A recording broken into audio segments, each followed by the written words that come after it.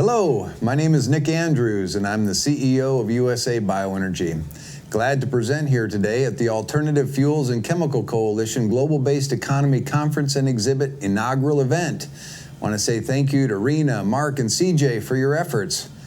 USA BioEnergy is the parent company of Texas Renewable Fuels, one of our project-level companies.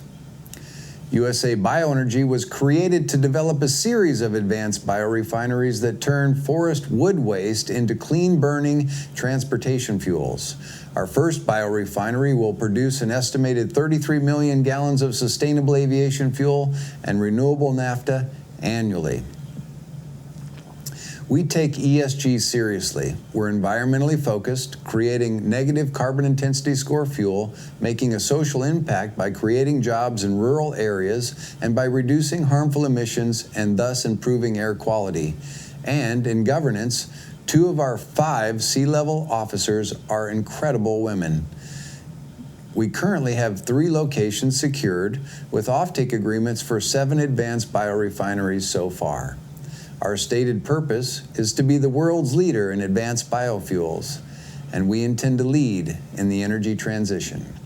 USA BioEnergy is a developer, not a technology company, so we only use the best proven technologies that have been commercially deployed, funded, and insured previously. Many of you remember just over 7 years ago, in September of 2014, when the Secretary of the Navy, Ray Mabus, the Department of Defense, and USDA teamed up and provided $210 million in grant money. Fulcrum got 70, Red Rock got 70, Emerald got 70, for the development of advanced biofuels. These are the trailblazers, and we are rooting for them. All eyes are on Fulcrum, waiting for news of their first fuel delivery, which they stated publicly will happen by the end of this year. Our main difference is the feedstock. We use wood waste because of the abundance and the consistency for the gasifiers. You see, gasification loves consistency. We are also upgrading our FT liquid to finished fuels, and we are also capturing and sequestering the CO2 to drive down our carbon intensity score. We are working with blue chip companies that offer performance guarantees. Each of our technology providers offer a certain level of performance guarantees. This is supplemented by performance insurance, and then we have an EPC wrap that guarantees the facility gets built through mechanical completion and commissioning. Working with our engineering firm and EPC allows us to mitigate the risk and achieve price certainty. We will securely store more than 50 million metric tons of captured CO2 over the useful life of a single advanced biorefinery. This gives us the ability to earn the lowest carbon intensity score in the industry. Our feedstock supply is southern yellow pine trees from purpose-grown plantation forest that are actively managed to reduce risk of fire, pest, and disease via active management that includes thinning, removal of smaller, weaker trees, so that the remaining trees can grow stronger and larger for eventual commercial sale. Each year in Texas, more than 75 million trees are planted by family forest owners and corporate land holders. We currently only use RFS certified first commercial thinnings from privately owned and properly managed southern yellow pine plantations. This allows us to earn credits, and our credits will be certified by Weaver as RIN integrity credits. We plan to lead in the energy transition. We will deliver over 100 million gallons of sustainable aviation fuel into LAX annually. We are developing several advanced biorefineries specifically for the production of sustainable aviation fuel. We currently have enough offtake agreements in place to develop 7 advanced biorefineries. Our goal is to roll out multiple advanced biorefineries as quickly as possible. We want to win the SAF Grand Challenge. If we win, we all win. We have debt financing lined up through Citigroup and Stifel Nicolaus. Both have solid relationships with the top 25 high-yield bond buyers. Our municipal tax-exempt bonds will oversubscribe as seen in other renewable energy projects. Additionally, we are able to hedge a portion of our low-carbon fuel standard credits to provide minimum payment coverage for debt and equity. Dave Livingstone and his team at Citi continue to be an incredible part of our team. When I met with the Texas Governor, Greg Abbott, he expressed his support for our project. During our conversation, the governor told me he was proud of me, which I thought was very cool. We are currently requesting $150 million incentives and are excited to share that our 312 application for incentives was approved last Monday, and our 313 application is pending in the Texas Comptroller's office. We are speaking with Texas legislators about introducing low-carbon fuel standards program in the state of Texas. This image is a satellite image, shows massive smoke plume of wildfires. National forests have serious challenges.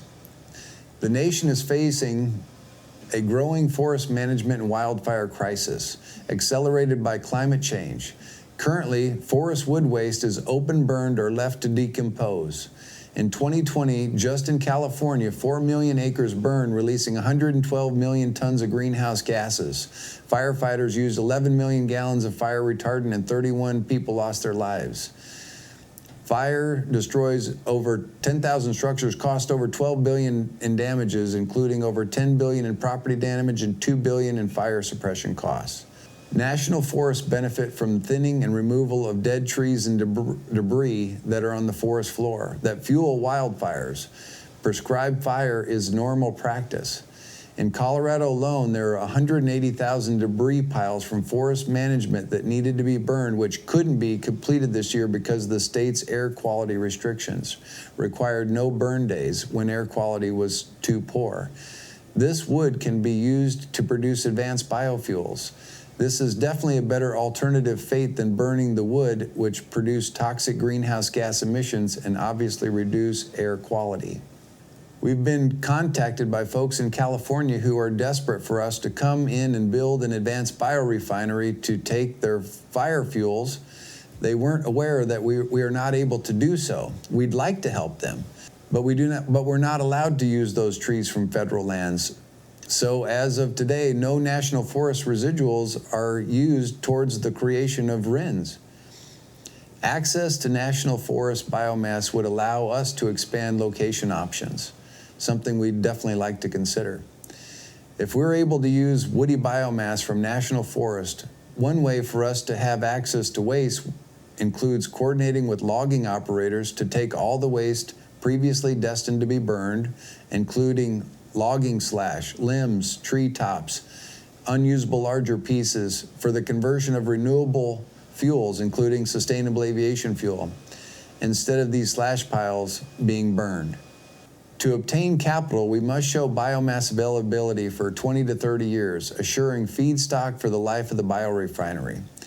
If we develop an advanced biorefinery site at the edge of a national forest, we would need to obtain supply agreements with U.S. Forest Service for the length of time in order to satisfy investors and lenders. National forest wood waste would need to qualify for RINs and low-carbon fuel standard credits.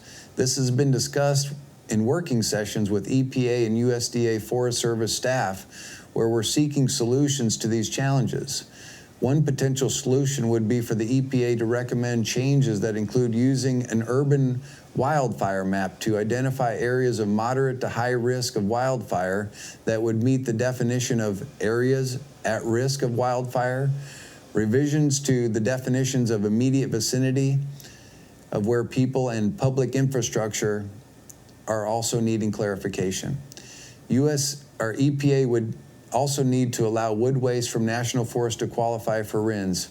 The AFCC is seeking more reasonable, prudent approaches to recommend to the EPA regarding use of forest biomass. Another challenge is life cycle analysis of the distance these materials would need to be transported to the biorefinery. Although the alternative fate analysis would include that the material wouldn't be burned, the transportation impact may be too great. We would need to confer with life cycle associates to determine what's feasible. To summarize, USA BioEnergy would welcome the opportunity to create sustainable aviation fuel using wood waste from federal lands, which would in turn reduce the risk of wildfires and greenhouse gas emissions. I want to thank you for your attention, and here is our contact information. I do look forward to hearing from you. Thank you.